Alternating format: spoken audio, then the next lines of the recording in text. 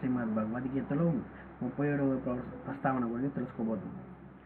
ఉపమృధ్వాతి చిత్తం ఖేద్యాతాసౌ నా తు తత్వవిద్ నా బుద్ధిమర్దయన్ దృష్టో ఘటతత్వస్య వేదిత ద జ్ఞానపిద 91.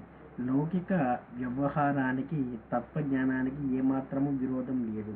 అందుచేత జ్ఞానవంతుడు లౌకిక వ్యవహారాలను ఇతరుల కంటే బాగా చక్కబెట్టగల ఉంటారు. విద్యారుణులు తత్వవిత్వౌ విరోధిత్వౌ లౌకికం సమ్యగాచరేత్ ద జ్ఞానదీప 87. అందుచేత ఆత్మజ్ఞాన సంపన్నుడు లౌకిక వ్యవహారాలలో ఏమాత్రము కలుగు చేసి కొనగలడని దాని లౌకిక వ్యవహార వ్యాప్తులెవరు ఆత్మజ్ఞానవంతులు కారని గాని, కాషాయ వస్త్రం ధరించిన ప్రతివాడు ఆత్మజ్ఞానం కలవాడని గాని, సన్యాసి సంఘానికి దూరంగానే ఉండాలని గాని శాంకార సిద్ధాంతంతో సరైన పరిచయం ఉన్న వాళ్ళెవరైనాను అనుకోరు. కర్మయోగం. భగవద్గీతలో వివిధ యోగ ప్రక్రియలు, అనేక విధాలైన యజ్ఞాలు, ఓంకారోపాసన మొదలైన అనేక విషయాలు ప్రతిపాదించబడ్డాయి. వీటికన్నింటికీ ఉపనిషదాలలో మూలం కనబడుతుంది. అయితే కర్మయోగం అనేది భారతీయ తాత్విక శాస్త్రానికి భగవద్గీత తత్వతంగా అందచేసిన అతి ప్రధానము.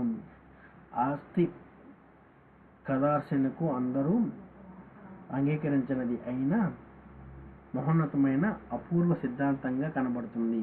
వేదాలలో ఆయు ఫలాలను ఉద్దేశించి విధించబడిన యజ్ఞాది కర్మలున్నాయి. ఇవి కామ్య కర్మలు ఫలానా ఫలం కొరకు చేయవచ్చును అని కాకుండా ఫలానా ఫలం లభిస్తుంది అని చెప్పకుండా ఈ కర్మలు మాత్రం తప్పక చెయ్యాలి అని వేదం చేతనే విధించబడిన సంధ్యావందన అగ్నిహోత్రాది కర్మలున్నాయి.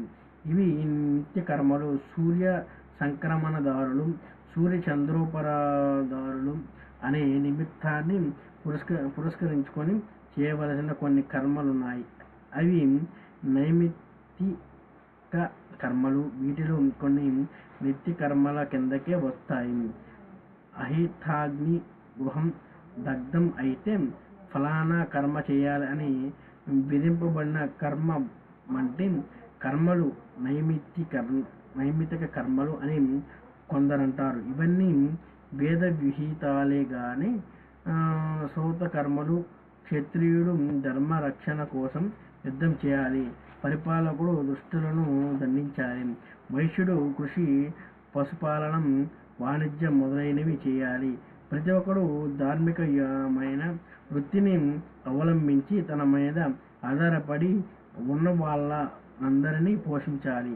ఈ విధంగా రుచులతో విధించబడిన కర్మలన్నీ స్మార్త కర్మలు. యజ్ఞాదులు, సౌత కర్మలు, దేవతా పూజలు, వ్రతాదులు, పంచమహాయజ్ఞాదులు స్మార్త కర్మలు అని కూడా శ్రీ శంకర భగవత్పాదులు సూచించి ఉన్నారు. క్షత్రియస్య యుద్ధం స్మార్థం కర్మం స్వధర్మః. భగవద్గీత భాషోత్పాదం 2.11. యజ్ఞశ్చ సౌతః అగ్నిహోతాద్రి స్మార్తస్య దేవయజ్ఞాదిః. భగవద్గీత భవిష్యత్ 16.1. స్మార్త కర్మలలో కూడా కొన్ని నిత్య కర్మలు, కొన్ని కామ్యలు, కొన్ని నైమిత్తిక కర్మలు అవి విభాగం చేస్తే చేయవచ్చును. ఇదంతా ప్రతిపాదనా చాతుర్యం, ఇంటర్ప్రిటేషనల్ స్కిల్ మీద ఆధారపడి ఉంటుంది.